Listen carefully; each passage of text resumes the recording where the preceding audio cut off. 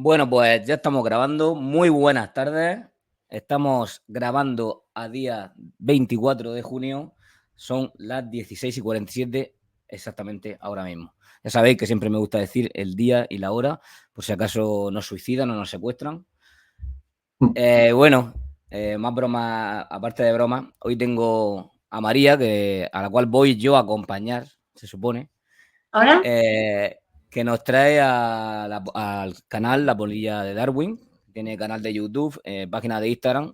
Luego siempre en la descripción del vídeo pondré todas sus redes para el que le interese.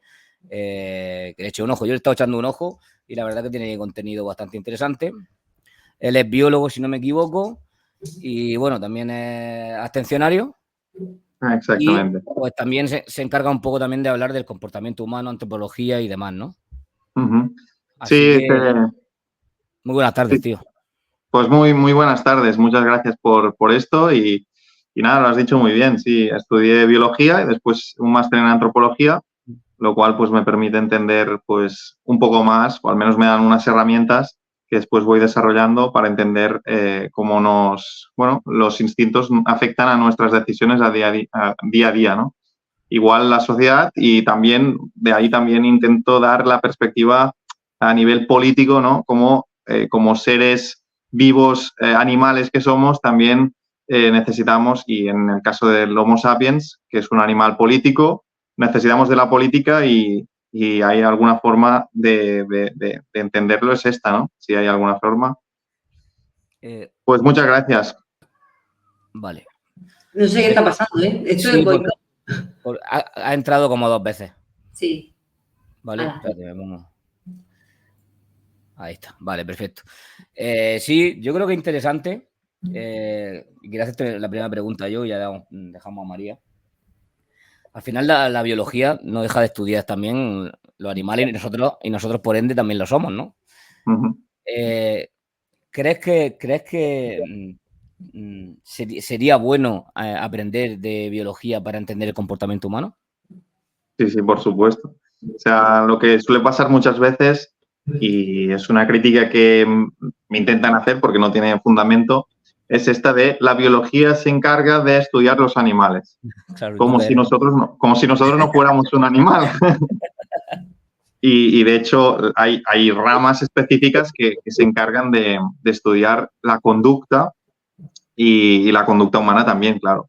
Que después hay la psicología, que hay la antropología, pues que también aportan una parte muy importante del conocimiento, pero simplemente es la óptica. Tú puedes hacer una óptica más macro o una óptica más específica, ¿no? La psicología es una óptica más específica de querer estudiar pues esos aspectos que quizá la biología no va a entrar, ¿no?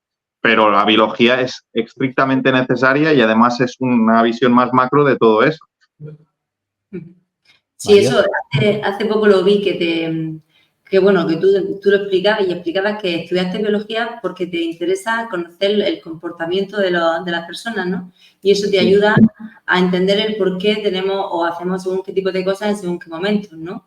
Totalmente. Por ejemplo, yo había preparado varias columnas, ¿no? Varias troncales en las que, porque hoy en día hay varios temas que están muy de moda, ¿no? Son lobbies bastante importantes, como por ejemplo el feminismo, y me gusta mucho cómo aborda este tema. Y me gustaría preguntarte, una de las cosas que quería preguntarte era el rol tanto del hombre como de la mujer, o sea, no solamente el papel de ahora, sino el papel que nos ha traído hasta aquí. Si tú crees que es solo biología, solo constructo social, o ambas cosas, o epigenética, o no sé. Claro, bueno, para empezar hay que entender un poco esto del feminismo, ¿no? El feminismo, yo por ejemplo me considero feminista liberal en cuanto a si yo hiciera activismo a nivel de buscar la igualdad de leyes, de la igualdad ante la ley, que un poco si lo hago, sería feminista liberal, que es lo que buscaba, ¿no? Y después aparece el feminismo radical, que lo que dice es que hombres y mujeres somos iguales, aparte de lo que físicamente vemos, que no se puede negar, ¿no? Pero que a partir del cuello para abajo somos distintos, pero a partir del cuello para arriba somos iguales. y es algo que es totalmente falso porque hay una serie de conductas que vienen determinadas tanto por la genética como por lo que nos aporta el ambiente, ¿no? El ambiente también tiene una forma muy interesante de actuar con la biología, ¿no? Y entonces, claro, nos encontramos con esta crítica que se ha ido popularizando, que es el feminismo radical, que viene a decir un poco eso, ¿no? Como somos iguales del cuello para arriba, todo lo demás tendría que ser igual, porque como pensamos igual, como tenemos una conducta igual, como tenemos y claro, si tú no atiendes a la realidad biológica de que no somos exactamente iguales del cuello para arriba, pues te encuentras con una realidad falsa y es la que se presenta con esta ideología. Entonces, ¿cómo se ha intentado defender? Se ha intentado defender diciendo que toda esta conducta que genera unas tendencias, que los hombres eligen trabajos quizá más arriesgados o más jodidos físicamente, para hablar claro, y las mujeres quizá atenderían más a algo más de contacto humano, de cara al público, de la belleza, por ejemplo. Bueno, ya sabemos que hay unos roles, ¿no? muy feminizados o muy masculinizados, depende del oficio que miremos, ¿no? Y lo que dicen es que esto es a causa de un constructo social, una especie de entidad patriarcal que lo que hace es decirnos con las reglas con las que tenemos que desarrollarnos y que eso suele pues perjudicar, porque también dicen que también perjudica a los hombres, pero que de alguna forma los hombres nos hemos beneficiado más.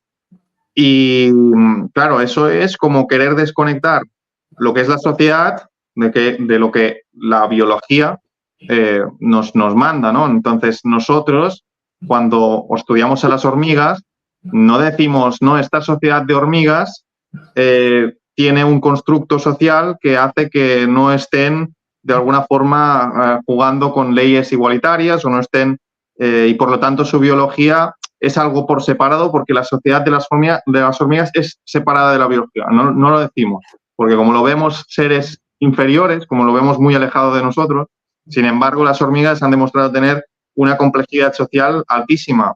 Se forman grupos identitarios en los cuales ellos tienen, en lugar de tener una bandera, tienen un olor que perciben de una determinada manera, tienen territorios que defienden también de una determinada manera. Claro, ya sé que los humanos tenemos una complejidad social más elevada, pero aún así no podemos separarlo, la sociedad de la biología. Las reglas biológicas son las que nos permiten estructurar la sociedad de una determinada manera, A, y otra determinada manera, Z. Pero todas esas letras del abecedario son la posibilidad que tenemos socialmente, ¿no? Y no vale decir que esta sociedad no tiene nada que ver con la biología. Entonces, yo lo que vengo a decir es que hay que entender todas estas diferencias biológicas, todas estas tendencias que generamos para poder decir, vale, como los hombres muestran un interés más alto por ejemplo, el riesgo, por unas condiciones que son, por ejemplo, la testosterona. La testosterona a niveles más elevados hace que seamos más propensos a asumir riesgos, que también tiene un sentido biológico, porque nosotros no nos vamos a embarazar, con lo cual la inversión que tenemos nosotros no es la misma que la que tienen las mujeres. Claro, si atendemos a estas leyes biológicas, podemos decir, vale, los hombres asumen más riesgo, con lo cual es normal que estén asumiendo más riesgo ante esta, por ejemplo, y eligiendo este oficio de más riesgo. Y entonces, ¿qué hacemos ante esta situación si la remuneración es más alta con los oficios más arriesgados? Pues entonces sí sería una crítica válida decir, vale, como los oficios que eligen los hombres suelen tener mayor retribución económica, pues quizá hay que replantearse ciertos aspectos sociales, ¿no? De a ver si vamos a valorar más, por ejemplo, los trabajos que son más feminizados, por ejemplo. Eso lo podría entender. Lo que no podemos decir es, no, es que hay que tener igual de cantidad de hombres que de mujeres en todos los oficios, porque entonces no tenemos ningún tipo de libertad. Porque entonces no estás eligiendo libremente eso, ¿no? Y además pegar también lo que es la meritocracia. Claro. Sí, claro. Además, eso, claro, ponemos en el foco de que la meritocracia en ese sistema no tendría sentido, ¿no? Claro, no tiene sentido. Es simplemente porque ahí se estipula que deben de haber los mismos por ejemplo, yo que sé, de albañilería, y simplemente porque tiene que haber los mismos, pues, bueno, y en ese campo no querrían que hubiesen los mismos, pero en cualquier otro, y ya está. Ahí no hay cuotas de género. No, claro. Perdón, es que se me ha cubierto por la... No hay problema. La maternidad también, que también está muy denostado hoy día. Sí. Y entonces, es que te escucha mucho hablar sobre eso, también hablan de que tiene que haber el mismo número de mujeres y de hombres, y ya está, porque sí, en vez de revalorizar el valor que tiene la mujer en según qué tipo de trabajo, porque, por ejemplo, que la mujer se dedique, por lo que sea, si son por temas biológicos o por lo que fuere, a cuidar a los demás, o sea, no es algo malo. Sin embargo, cargan contra ello como si fuera, pues yo qué sé, una lacra, ¿sabes? El hecho de que a lo mejor nosotros tendamos más a empatizar con los demás o a identificar emociones y sentimientos de las demás personas, es algo súper chulo. Yo me siento, bueno, no sé si yo soy pero desde luego no creo que sea algo malo. No, de hecho yo siempre por eso recomiendo un libro que creo que sería obligatorio en la educación secundaria, ya que obligan a leer libros, pues uno de estos libros podría ser este, que es El cerebro femenino de Louane Brizandine. También he recomendado El cerebro masculino. Entonces son dos caras de la misma moneda que a mí me parecen espectaculares, porque tú solo estás viendo una cara y cuando te presentan la otra cara, en mi caso, por ejemplo, el cerebro femenino, cuando leí el cerebro femenino, pues me hizo enamorar de lo que es ser mujer, porque es una pasada, porque hay un seguido de características que hacen que tú digas, jolín, claro, por eso esta persona, por eso mi pareja, por eso mi expareja actuó de esta manera, por eso esta amiga actúa, por eso mi madre. Empiezas a pensar en todas esas situaciones y dices, jolín, ahora entiendo por qué lo vivió de esa forma. Yo lo veía de esta forma, mucho más pragmática, mucho más de racionalizarlo, como mucho más de aislarlo de las emociones, ¿no? Nosotros los hombres solemos encontrar soluciones rápidamente. Solemos pensar directamente, pum, solución, problema, solución. Y ellas muchas veces no buscan solo una solución, incluso probablemente ya la saben la solución. Lo que quieren muchas veces es reconocimiento emocional, lo que buscan es empatizar, lo que buscan es ciertas características que no tiene por qué ser así. Hablamos en términos generales y es algo que es una tendencia, que es lo que he dicho siempre, ¿no? Siempre puede haber excepciones. Entonces, leyendo el libro dices, jolín, ahora lo entiendo todo. Y lo mismo las propias mujeres cuando leen ese libro, porque hay muchísimas críticas positivas de muchas mujeres que decían, pues yo cuando llegó la menopausia, yo no sabía que era por eso, pero me divorcié, busqué un nuevo trabajo, me centré en escribir un libro, me aficioné a no sé qué, cambié todo mi día a día. Y claro, cuando vi todos esos procesos hormonales, todo lo que había pasado, dije, claro, ahora lo entiendo todo. Entonces, entender esos procesos hormonales hace que muchas mujeres, cuando se encuentran en esa situación, lo vivan de una forma mucho menos frustrante y puedan decir, jolín, también me entiendo mucho más a mí misma. Igual con los hombres y el cerebro masculino, ojo, que también es muy importante. Pues con las hormonas, ¿no? ¿Hasta qué punto llegan las hormonas a nuestra vida? También escuché y he leído también mucho sobre, lo escuché a ti también, y luego, por casualidad, que no sé si porque prestan más atención o porque nos escuchan con el móvil, yo no lo sé, pero luego me venía información acerca de eso. Por ejemplo, a la hora de los rituales de gustar, de ligar, ¿sabes? De buscar a gente, de seleccionar, no me salía la palabra. Es diferente según el ciclo menstrual. Sí. Y me quedé un poco flipando en colores porque yo sé, o sea, yo soy mujer y sé lo que me condiciona, ¿no? Lo que es la regla, porque pasa, evidentemente pasa, pero no tengo, o sea, no tenía constancia ni era, o sea, no era consciente de hasta qué punto influye también a la hora de pillar cachos, ¿sabes? De seleccionar hombres.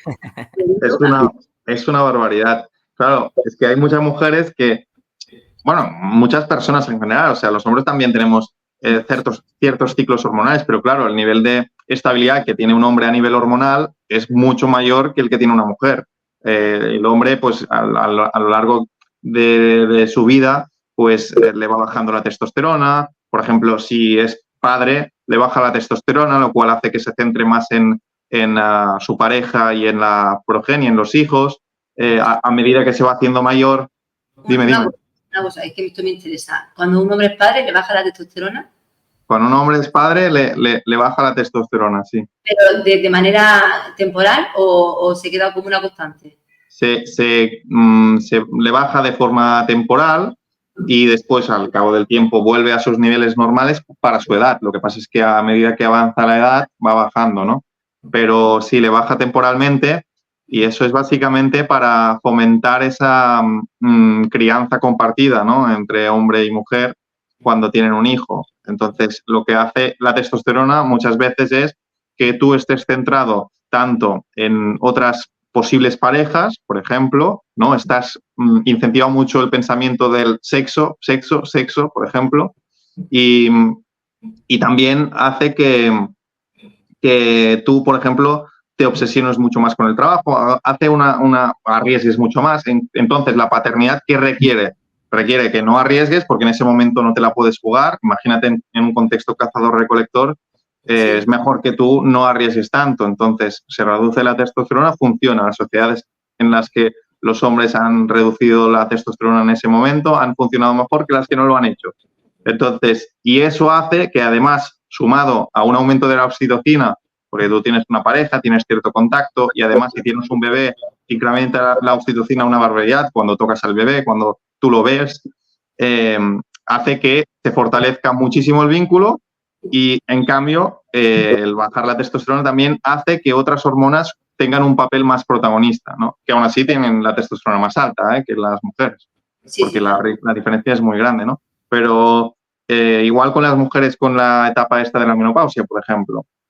Claro, ¿qué pasa? Cambian las hormonas y otras hormonas que no tenían un papel tan importante en las mujeres, por ejemplo, la testosterona, en ese contexto, pues tiene más importancia, ¿no? Entonces cambian un poco la forma de vivirlo.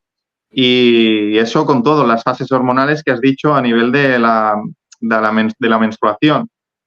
Claro, las mujeres tienen unas fases a lo largo de su vida, pero también unas fases mensuales, ¿no? Y entonces, claro, ¿qué pasa? Que cuando están en ovulación, lo que requiere es, cuando tú estás en ovulación, a nivel evolutivo, lo mejor para ti es que busques el mejor que te pueda dar la mejor genética, o sea, que si te fecunda te dé la mejor genética. En cambio, cuando tú no estás en ovulación, sino que estás menstruando, lo que buscas es alguien que en esa situación te pueda acompañar, ¿no? Por las circunstancias que sean. Y si tú has tenido un hijo, pues lo mismo pasa. También cambia la forma en la que tú ves tanto a la pareja como a las demás personas. Te centras mucho más en la pareja que tienes o la persona que está a tu lado, ¿no? Porque el hombre, por ejemplo, es algo curioso que es, bueno, el macho de la mayoría de las especies no tiene forma de descubrir si el hijo es suyo, ¿no? Entonces, eso también es fundamental. Y por eso yo siempre digo, la clave está en la inversión parental, porque en función de lo que invierta la hembra y lo que invierta el macho, los roles van a ser de una manera o de otra. Si tenemos un sistema, por ejemplo, que funciona en base a la monogamia, los roles suelen ser equitativos, se complementan, buscan igualar de algún modo lo que uno aporta en comparación a la otra persona, ¿no?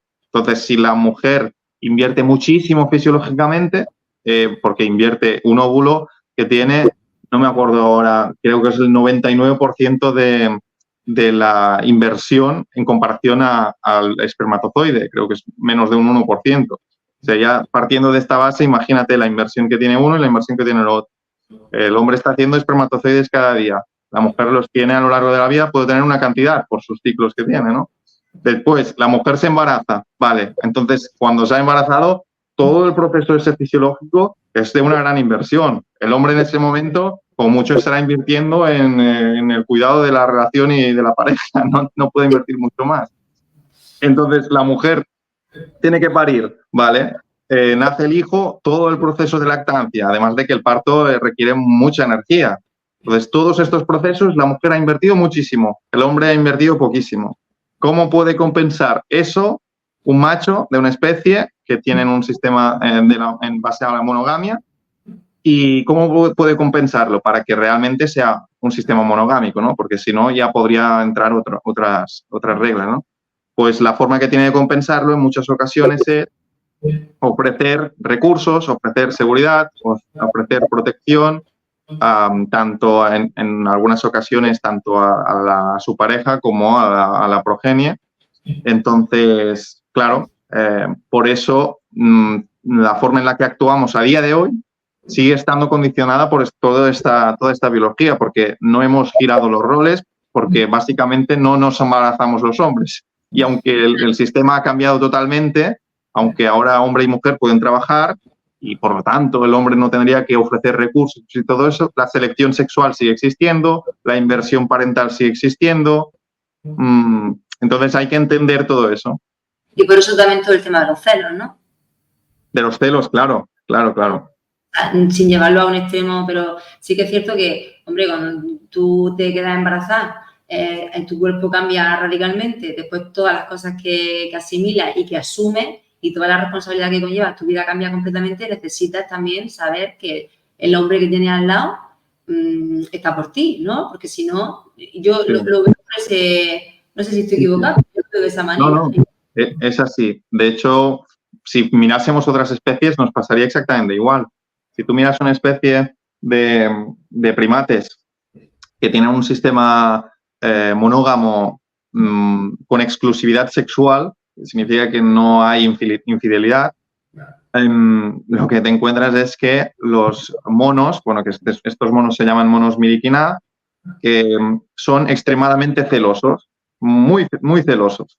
Este ejemplo lo cuento muchas veces porque es sorprendente, porque si se acerca un macho en la relación, en algún momento se acerca al territorio, el que no esté en la relación, el otro macho, el macho de la relación, lo revienta y lo asesina directamente. Si puede, lo asesina, si no se va antes de que lo asesine. Y eso dirías, jolín, ¿cómo puede ser tan celoso este mono, ¿no? Pues lo que le pasa a este mono es que toda su vida está invirtiendo en esa relación. Imagínate que hay la mínima posibilidad de que otro macho fecunde a su hembra y que, por lo tanto, toda esa inversión no sea para un hijo suyo, no sea para un hijo que lleve su genética, sino que será para un hijo de otro que ha conseguido fecundar a su pareja. Claro. Entonces, ¿qué hace? Pues ser extremadamente celoso, evitar por cualquier método que otro macho pueda fecundar. Entonces, en los humanos no es tan extremo porque no invertimos tanto como hace el macho Miriquina, pero aún así los machos humanos tienen unos celos que van muy relacionados con evitar la fecundación de otros machos a la hembra, pero no en tanto de evitar que otro macho invierta en tu pareja. O sea, si viene un hombre y regala flores a alguien, a una mujer, no te genera tantos celos como que esta pareja pueda tener sexo con esta persona, ¿no? Y en cambio al revés, cuando lo han preguntado a varias mujeres, aunque también prefieren evitar el acto sexual, pues si les ponen en según qué circunstancias, se ve una preferencia más clara de ellas para evitar los celos para evitar la infidelidad relacionada con en el caso de los hombres, para evitar que ellas fecunden con otros y en el caso de ellas, para evitar que ellos inviertan en otras. Básicamente por lo que decíamos. Que nosotras, pues, o sea, a ver si me he entendido. Nosotras seríamos más... Que si tu marido regala flores a otra, a ti te daría mucho más celos, por ejemplo. Mucho más celo que al revés, que venga un hombre y te regale flores a ti para nosotros, ¿no? Ya, y eso por distinciones en cuanto emocionales, quiero decir, porque nosotros somos más sensibles o qué, o lo vemos de otra manera, o lo entendemos. No, fíjate, es en función de la inversión, lo que comentaba antes. Vale. Como los hombres hasta hace poco no teníamos forma de evitar que otro hombre fecunde a nuestra pareja, las formas que hemos inventado han sido otras, bueno, no los hombres, en general en nuestra sociedad, por ejemplo, la religión, etc. Bueno, la religión a nivel bueno, en general suelen evitar eso, ¿no? Pero vamos, que ellas no les interesa tanto la infidelidad emocional. Es decir, quieren evitar que el hombre pueda sentir alguna emoción para otra chica, más que los hombres. Al revés, o sea, los hombres, al revés. Los hombres prefieren evitar que ellas no tengan, o sea, que tengan sexo con otra persona. Quieren evitar eso. Por eso de la inversión. ¿Por qué? Porque si ellas, poniendo el ejemplo de los monos miriquina, si la hembra es fecundada por otro macho, el macho estará invirtiendo muchísimo en la hembra. Con lo cual, toda esa inversión, si no tiene si el hijo no es suyo, habrá sido para la genética de otro, ¿no? A nivel individual es un problema, porque la genética de los monos que sean menos celosos no funcionará, no tirará para adelante, porque no tendrá descendencia propia, tendrá descendencia de otros. En cambio, al revés, ella que quiere que el mono miriquina le dé fruta, la provea, la proteja, etcétera. Algo parecido pasaría con los humanos, pero no de forma tan extrema. Nosotros no vamos a matar a un macho que se acerque a nuestra pareja, pero sí que sentimos más celos para eso, ¿no? Para evitar esa cópula en relación a lo que ellas sienten. O sea, vosotras tenéis menos celos hacia la cópula y más hacia la inversión emocional, ¿no? Que viene a ser una traducción de esa inversión de recursos, protección, etcétera. Entonces, lo que quieres decir es que los celos surgen de manera natural en el ser humano. Totalmente, claro. Ahí ya queda descubierto que eso es así. No queda poco margen a cómo nos desarrollamos socialmente, aunque claro que hay un abanico de posibilidades, ¿no? Y siempre puedes intentar frenarlos o la cultura que en un determinado momento lo intentará frenar más y en otro tendremos un momento en la historia más promiscuo, por ejemplo. Entonces dependerá un poco del momento histórico, cultural, etcétera, pero dentro de las posibilidades que hay siempre existirá la posibilidad de que surjan esos celos de nuevo, por mucho que culturalmente lo erradiques. Imagínate que culturalmente está muy penalizado que sientas celos. Pues es muy complicado, primero, que salga una cultura así, porque, porque siempre es algo instintivo, es como la rabia, como la pena, como el amor. Es como intentar prohibir el amor. Sería algo parecido. Claro que eso sería la alegría. Claro. Y en cuanto a también he leído también mucho sobre el enamoramiento, que también es súper, que has dicho amor y ya me acuerdo de eso, que yo hace años me dijeron que yo que como soy muy unicornio y amor y todas esas cosas, pues, el que ahora mi marido me decía, si el amor dura 2 años, o sea, lo que es el enamoramiento, las mariposas y tal y cual, y me daba una rabia y me enfadaba, digo, pero ¿por qué no? ¿Por qué no? Y bueno, y te he escuchado y también lo he leído, que dura lo que dura el bebé en ser maduro, como, bueno, o que pueda mantenerse, andar, o por lo menos, ¿no? ¿O cómo es? Bueno, hay distintas hipótesis, ¿vale? Porque eso tampoco es algo absoluto y, de hecho, hay muchas personas que siguen enamoradas durante mucho tiempo. Ya digo, es o sea, hay, por ejemplo, un valor que es eso para poner un concepto sobre la mesa, ¿no? Hay el valor medio, ¿no? Y hay el valor que es la mediana. O sea, el valor medio es coger y hacer coger todos los números, una suma y una división por la cantidad de veces que haya. Y la mediana es un valor que, por ejemplo, que será el del medio de todos los valores, ¿no? Sí. Y después hay otro valor, que eso no se habla mucho, pero es una palabra que conocemos, que es la moda. La moda es un valor que se repite muchas veces. Pues una moda en los humanos es, pues, esos 4 años, 5 años, eso también va dependiendo de los estudios que mires, en función de la época, pues va variando y en función de la sociedad también. Pero los que, cuando yo estaba estudiando sobre este tema, pues vi que eran los 4 años estos. Después me han dicho que menos, bueno, total, que hay una franja de edad que son aproximadamente 4, 3, 5 años aproximadamente, que se repite mucho, que muchas parejas rompen a esa época. Y pues la gente que lo ha estudiado se ha dado cuenta que las fases de enamoramiento, por ejemplo, mira, justo el libro que tengo aquí debajo del móvil, el Helen Fisher, Anatomía del amor. Helen Fisher, en este libro, aparte de otros temas sobre el tema de ligar y todo eso, que también lo cuenta muy bien, habla de las fases del amor. Y una de las fases es el enamoramiento. Cuando lo miramos a nivel químico, claro, esa fase tiene una explosión hormonal brutal. O sea, nos convertimos directamente en adictos a la otra persona y queremos estar todo el rato con esa persona, solo pensamos en esa persona, etcétera, etcétera. Esa fase es difícil que dure toda la vida porque requiere de una inversión en atención, en recursos de estar, bueno, claro, imagínate, estar así toda la vida sería muy improductivo. Entonces, ¿qué pasa? Lo que suele funcionar a nivel social, a nivel de nuestra especie, no te digo en otras especies, no lo sé, es que esa época sea la más importante de la crianza de los hijos, que son esos 3, 4 años primeros en los que los hijos necesitan de nuestra atención. Claro, Homo sapiens nace prematuramente en comparación a otras especies. Nacemos que si tú dejas un bebé ahí suelto solo, no se va a levantar y a ponerse a comer. En cambio, tú sueltas a un corzo en el campo que acaba de nacer y a los minutos se pone de pie, al cabo del rato ya puede caminar bien, ya está comiendo, tal.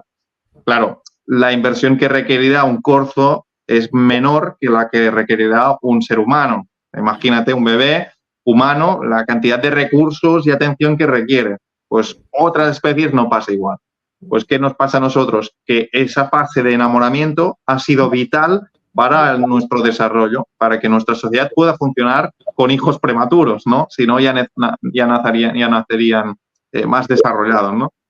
Entonces, pues esos 4 años, como son muy importantes, lo que haces es, vale, pues vamos a hacer que los dos padres, lo planteo así como un diseño, pero no es un diseño, es de prueba y error durante centenares de miles de años. Esos dos progenitores van a cuidar de ese hijo. ¿Y cómo lo hacemos? Manteniendo el vínculo fuerte. ¿Cómo mantenemos el vínculo fuerte? A través de las hormonas. Al final las hormonas suelen ser los mensajeros de lo que realmente funciona a nivel evolutivo. Madre mía, entonces nos queda, o sea, está ya todo inventado. Quiero decir que nosotros simplemente seguimos la inercia. O sea, por todo lo que me estás contando, quiero decir, y veo todos estos movimientos que intentan como rediseñar otra vez nuestro comportamiento, ¿sabes? Uh-huh. Me quedo alucinada, porque por lo que estás contando, uh-huh. O sea, cuando estudiaste la carrera, por ejemplo, o cuando te pones a hablar con gente y intentas explicar este tipo de cosas, ¿qué te suelen decir? Porque no quiero que sea fácil, ¿no? No, mira, pues yo creo que desde que dejamos de ser cazadores-recolectores, tenemos una maledicción. Es la de el antropocentrismo. O sea, pensamos que somos el centro de todo, que somos distintos del resto de animales, distintos en cuanto a que somos superiores al resto de animales. Y eso es una maledicción para nosotros porque no atendemos a la realidad. Seguimos siendo animales, seguimos respondiendo a nuestros instintos, nuestra sociedad se sigue conformando en base a nuestros intereses que responden a nuestros instintos y a nuestras hormonas, porque nuestros instintos, la forma que tienen de enviarnos mensajes, de hacer que condicionen nuestra conducta es las hormonas, ¿no? Y bueno, sí que hay aspectos humanos que son distintos a otras especies, por ejemplo, la cultura acumulativa. Otros primates también tienen cultura acumulativa. La cultura acumulativa es que nosotros podemos poner capa de cultura por encima de cultura. Podemos aprender, podemos desarrollar una rueda y con el paso de los años terminaremos haciendo un coche, por ejemplo, ¿no? Pues esto también pasa en otros primates. Lo que pasa es que pasa muy, muy, muy lento. En cambio, con nosotros va rapidísimo. Nosotros pues vamos aprendiendo muy rápido a nivel de tiempo en relación a lo que tarda la evolución. O sea, aprendemos más rápido de lo que nuestros genes pueden cambiar. Entonces, a nivel de cultura acumulativa es algo diferencial y eso también viene muy, muy relacionado con el desarrollo tecnológico. Son los dos aspectos que tenemos más diferenciales del resto de animales. Entonces, ¿qué pasa? Que desarrollamos tecnología más rápido de lo que nuestros genes podrían cambiar en miles y miles de años, ¿no? Entonces, la tecnología también está afectando a cómo nos conformamos como sociedad, cómo nos socializamos, etcétera. Sí, y pues, ligamos, ¿no? ¿Cómo ligamos? Me refiero que las nuevas tecnologías están influyendo en los rituales de apareamiento ancestrales. Sí, sí, sí. Por ejemplo, Tinder, o bueno, yo solo conozco Tinder, no sé si hay más. Eso está condicionando la manera de buscar pareja. No sé si llegará un momento en el que eso explote. O sea, no sé, ¿tú qué piensas que eso llegará un momento en el que explote? Y como no es algo natural, no sé si me... No, yo no digo de volver a las cavernas, pero sí que es cierto que hay una serie de mecanismos que yo creo que si los dejamos en desuso y no sé cómo explicarlo, si nos volvemos antinaturales, creo que llegará un momento en el que explotará porque no va con nosotros, ¿me explico? No sé. Sí, yo más que antinatural diría que nos alejamos un poco de nuestra vida salvaje. Al alejarnos de nuestra vida salvaje, dejamos de estar conectados con nuestra forma normal de comportamiento. Entonces, el comportamiento humano ahora es menos normal que el de hace 10.000 años. Entonces, ¿cómo lo hacemos? ¿Cómo podemos volver a un comportamiento más normal, más sano? Porque los niveles de ansiedad de hoy, de depresión y de suicidio, si tú los comparas con los de hace 10.000 años, no serían ni remotamente los mismos. Claro. ¿Por qué? Porque las condiciones tecnológicas, las condiciones ambientales que además hemos generado nosotros, porque hemos tenido esta capacidad, nos están afectando en este sentido negativamente. También positivamente en algunos aspectos, sí, porque la tecnología es una herramienta, ¿no? Pero a nivel social genera una serie de problemas que para buscar una solución tendremos que entender qué nos están haciendo y por qué. Y allí pues es donde yo creo que tiene que entrar sí o sí la biología, porque si no, ¿de qué sirve decir que la depresión y la ansiedad ha subido en adolescentes a niveles estratosféricos y que es un problema y que tenemos que hacer, y dicen, dar más fondos a tal o tenemos que intentar concienciar de tal? Vale, muy bien, está muy bien, pero ¿por qué ha pasado eso? Y entonces nos damos cuenta de que las redes sociales tienen un impacto brutal, no solo a ligar, como decías María muy bien, sino que también a nivel de que otras chicas, o sea, las chicas de 14, 15 años, una fase importantísima en el desarrollo tanto del estatus social de ellas y de ellos, que tú estás buscando en esa época, estás buscando qué posición social ocupas. Es muy, muy importante para ellos, para los adolescentes, saber qué posición ocupan. ¿Por qué? Bueno, por una serie de condiciones biológicas que podríamos entrar, pero entonces atendemos eso, vale. Entonces, si eso es tan importante, ¿qué es lo que está haciendo que les genere tanta ansiedad y depresión?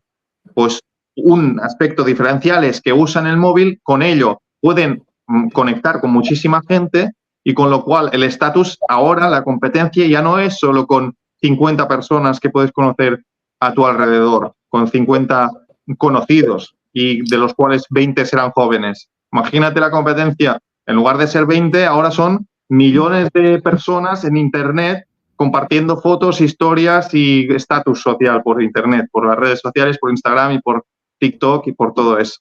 Claro, tú te estás comparando, no es algo tan simple como que simplemente te comparas, sino que el estatus está en todo, incluso en un tweet.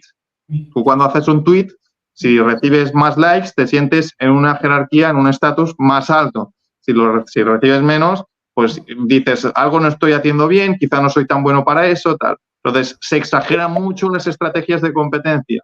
Y una de esas estrategias, por ejemplo, en las chicas adolescentes es subir fotos de contenido que termina siendo erótico, sexual. Por eso también ha triunfado OnlyFans y, bueno, pues ya sabemos, ¿no?, lo que está pasando. Entonces, eso también repercute en las fases de desarrollo a nivel de cada vez las chicas tienen la regla antes. O sea, cada vez se está incentivando inconscientemente esa competencia, busca estrategias para maximizar los resultados a nivel de lucha por el estatus, ¿no? A nivel de lucha por el sexo también. Entonces, está habiendo una serie de consecuencias que si no atendemos a lo que está produciendo esas consecuencias, esos resultados, no podremos buscar una solución. Pero una solución sería, pues, ver, vale, cómo está afectando de esta manera y como sabemos que está pasando esto de la competencia, podemos ver por qué y cómo podemos solucionarlo, ¿no? Y al menos ahí podemos ofrecer hipótesis para buscar soluciones. Ya. Y Pero digo, sí, perdona. No, quería decir que no decir, por ejemplo, porque es algo que se dice, que las chicas se sienten, como lo dicen, sienten que no se valora su cuerpo por los hombres, por ejemplo, el caso de la gordofobia, por ejemplo, se dice, no, es que la gordofobia tal, es que no hay ropa que vaya para las gordas, por ejemplo. O no hay, o por ejemplo, aquí en los asientos del AVE no hacen asientos para personas con obesidad. Claro, o sea, estás intentando buscar excusas, soluciones falsas para un problema real, ¿no? El problema, aquí hay uno, que aparte de si estamos hablando en términos de salud, sería uno, ¿no? Pero a nivel de atractivo físico y competencia, es lo que realmente está produciendo que tú te sientas frustrada, pero no porque otras personas sean malas al elegir un cuerpo más delgado o con ciertas curvas. Eso no lo podrás cambiar, porque dentro de nuestros instintos nosotros tenemos una selección sexual y dentro de vuestros instintos, en este caso específico, también tendréis una competencia para parecer más atractiva, ¿no? Entonces, como no estamos atendiendo la realidad, pues estamos inventándonos excusas, claro. Entonces, no solucionaremos nada, al contrario, lo vamos a empeorar o vamos a generar otros problemas, ¿no?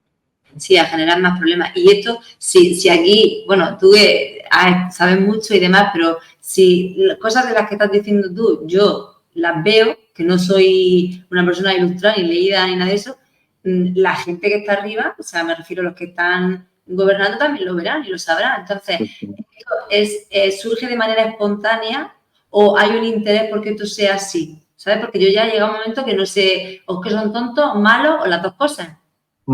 Claro, yo creo que un poco de las dos cosas. Yo creo que muchas veces tendemos a buscar soluciones fáciles, ¿no? Que ellos son muy maquiavélicos y muy sabios y lo saben todo y por lo tanto pueden planificarlo todo, pero no tiene por qué ser así. O sea, podría ser perfectamente que pues términos como gordofobia, sororidad y estos términos que se han popularizado también vengan por una demanda de que realmente, como hay una competencia tan alta, buscamos, por ejemplo, la sororidad, ¿no? La sororidad es minimizar la competencia de las otras competidoras, ¿no? Es como, no, quiéreme amiga, que no vamos a intentar luchar por tal cosa, ¿no?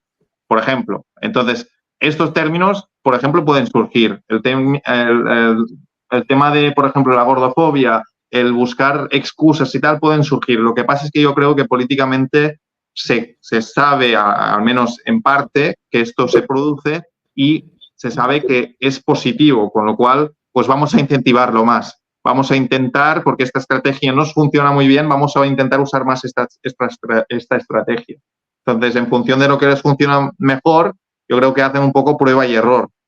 No creo que sean perfectamente conscientes de vamos a intentar hacer que como a estas chicas yo qué sé, en la menopausia les pasa esto, vamos a atacar a esto para... No, yo creo que es algo más de prueba y error y a partir de ahí generan estrategias que ya deben conocer y usar en según qué momento. Entonces se van haciendo especialistas en eso, ¿no? En manipular.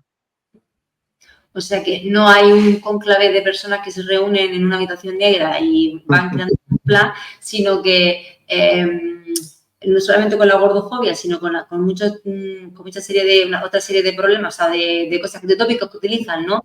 Como, bueno, con el wokismo ahora, con la gordofobia, con el feminismo, con la manipulación a través del miedo, ¿no? Todo eso han visto que funciona muy bien, que el objetivo principal, que es dividir a la población, lo están consiguiendo y siguen apostando ahí al rojo, ¿no? Eso es lo que más o menos... Sí, es lo que creo yo. De hecho, creo que tendemos a ponerlos muy lejos a los políticos. Creo que realmente son como, bueno, quizá un poco más psicópatas y realmente está demostrado, por ejemplo, que se encuentran en mucho más número psicópatas en posiciones de poder.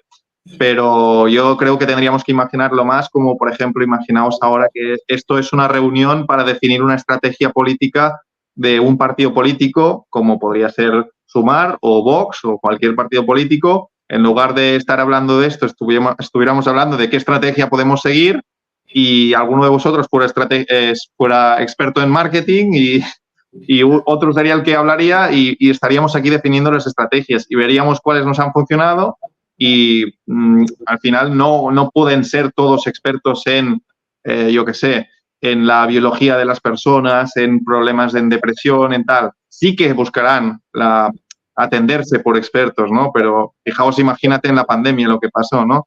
Que se suponía que había un comité de expertos y después no había comité de expertos. Quiero decir, creo que lo que hacen es simplemente funcionar en base a lo que les va funcionando. Van determinando estrategias y van tirando por lo que les va mejor o peor. Y habrá partidos más buenos, como hay el PSOE, porque también tienen mucho más recorrido, y otros que intentarán hacer, probar teclas nuevas a ver qué pasa, ¿no?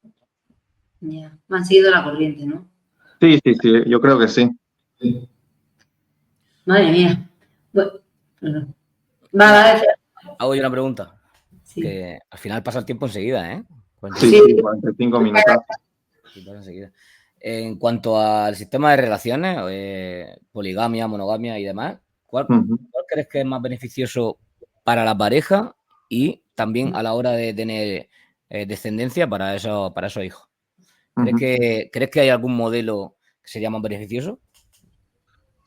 Depende de las circunstancias del ambiente en el que te encuentres. ¿Por qué? Pues porque, de hecho, de forma natural ya se da eso, ¿no? Lo que decía antes, ¿no? Hay la genética. Imaginemos que hay lo que nosotros nacemos y nos permite ser A, B, Z, o sea, A, B, C, etcétera, ¿no? Cualquier letra del abecedario, ¿no? Pero a partir de ahí, si tú, por ejemplo, has recibido una herencia, tendrás unas condiciones ambientales, unas condiciones materiales distintas, ¿no? Si tú no has recibido herencia y a lo mejor estás en una familia más pobre o estás rodeado de otro clima, por ejemplo, va a cambiar un poco cómo te vas a poder desarrollar en ese ambiente. Entonces, con la genética que tenemos, con las cartas que tenemos, podemos jugar de una forma o de otra en función del ambiente que haya también, ¿no? Entonces, ¿qué digo yo sobre eso? Pues que si tú, por ejemplo, hubieras nacido siendo hijo de un jeque árabe, probablemente lo mejor para ti sería tener varias esposas y, bueno, y seguir la corriente que supongo que tuvo tu padre con ese contexto, ¿no? Y si tú hubieras nacido como una tribu del Tíbet, lo que más probable que pasaría es que serías uno de esos esposos de tu mujer. Tu mujer tendría varios esposos y sería mantenida por varios esposos. Entonces, si tú hubieras nacido en Occidente, en cualquier, por ejemplo, en España, en Estados Unidos, lo más probable es que tuvieras una relación monógama, si la tuvieras, ¿no? Y entonces cabe preguntarnos el por qué. El por qué viene un poco otra vez con lo de la inversión. Porque, por ejemplo, una tribu del Tíbet la esposa necesita de varios maridos para mantener a un solo hijo o a dos hijos como máximo. ¿Por qué? Porque los recursos que hay son muy difíciles de obtener. Hay un ambiente con escasez de recursos. En ese contexto, para que los hijos prosperen, para que los hijos se puedan reproducir más adelante, puedan tener su vida también y también a través de ese sistema, lo que requerirá es de un sistema de estas características, que varios hombres puedan proveer, que puedan proteger a una progenie con una esposa, ¿no? Entonces, si tú eres hijo de un jeque árabe, es porque ese jeque árabe ha podido acumular muchos recursos, tiene mucha pasta, y como en ese contexto una persona multimillonaria lo que va a sentir instintivamente es maximizar sus posibilidades. La forma de maximizar sus posibilidades es tener más esposas. Y las esposas no es que estén sometidas de algún modo, sino que ellas prefieren estar con el que tiene pasta que con el que no la tiene. ¿Por qué? Porque tienen también una forma de maximizar sus posibilidades. Y la forma de maximizar esas posibilidades para que sus hijos puedan vivir bien y además esos poder heredar parte de esas capacidades de obtención de recursos, pues también es una mejor forma que tener una pareja con la que, bueno, quizá no hay tanta facilidad de obtener recursos, ¿no? Entonces, en ambientes donde hay una facilidad para acumular grandes recursos, acumular muchos recursos, se favorece este sistema. En ambientes donde los recursos son muy escasos, se favorece el sistema de una mujer, varios maridos. Y en el resto de ambientes se suele favorecer a la monogamia. Entonces, ¿qué pasa actualmente? Vivimos en el estado del bienestar, los recursos pasan como en un segundo plano, entonces empiezan a triunfar ciertas modas también después de una revolución liberal, etcétera, que fomentan el poliamor, ¿no? Por ejemplo, a mí, a nivel particular, considero que eso es perjudicial para uno mismo porque juega un poco con tus instintos. El instinto de maximizar esas posibilidades cuando la realidad no tiene por qué ser así. Porque cuando tú eres una mujer, en esas circunstancias, crees que siempre vas a tener facilidad de mantenerte en esa posición, ¿no? En esa posición de poder obtener varios hombres, cambiar ahora, pues no me gusta este porque o me he desenamorado de este, me voy al otro, tal. Entonces, ese ambiente, de algún modo, ambiente, imaginemos, ciudad, porque normalmente esto no lo encuentras en un pueblo de 100 habitantes o de 500 o de 1000, no sueles encontrar el poliamor, no triunfa ahí. Y es precisamente por eso, porque montas un poco una burbuja en la cual engaña un poco a tus instintos, ¿no?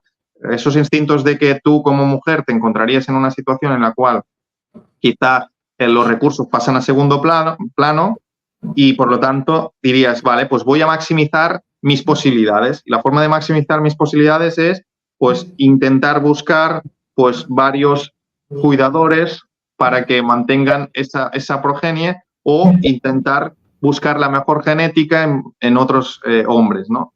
Y igual con los hombres, también puede pasar. Lo que pasa es que como la selección es distinta, las mujeres suelen ser mucho más selectivas.